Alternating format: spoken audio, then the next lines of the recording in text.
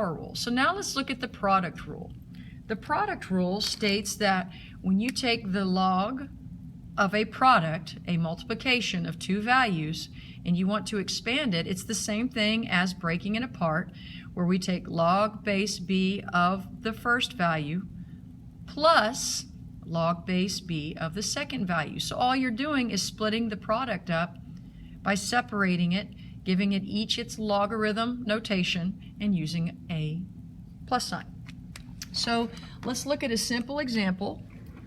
We'll do, apologize for that, we'll do log base 3 of 5x. Now this is something where we could apply the product rule because it is a product, 5 times x.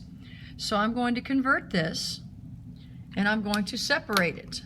So I'm going to take log base 3 of 5 plus log base 3 of x. And that's my answer. That's as much as I can expand this. And that's using the product rule. So let's look at another example. Let's say I have log base 6 of 2y squared. Well, the first thing you want to do is see, can I use any other rule first? Can I use the power rule first? But I can't use the power rule first because in this case, this exponent is not tied to both. It's not tied to the whole thing. Only the y is squared. So I'm kind of stuck. So what I'm going to do is I'm going to move this along, but I'm going to go ahead and use the product rule. I'm going to separate them. So I can write this as log base 6 of 2 plus, because it's a product, log base 6 of y squared.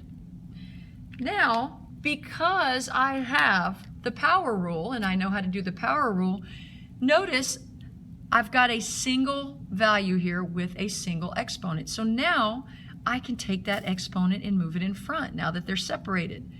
So I can expand this a little further, and this becomes log base 6 of 2 plus 2, which is my exponent, times log base 6 of y.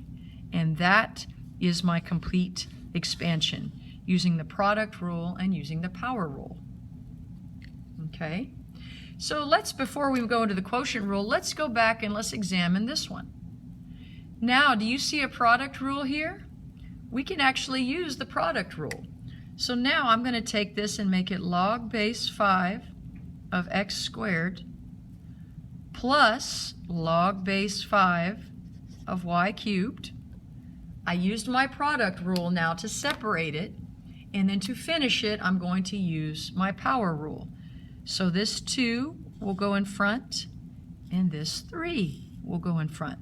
So I have 2 log base 5 of x plus 3 log base 5 of y. And now I've completed using the product and the power rule.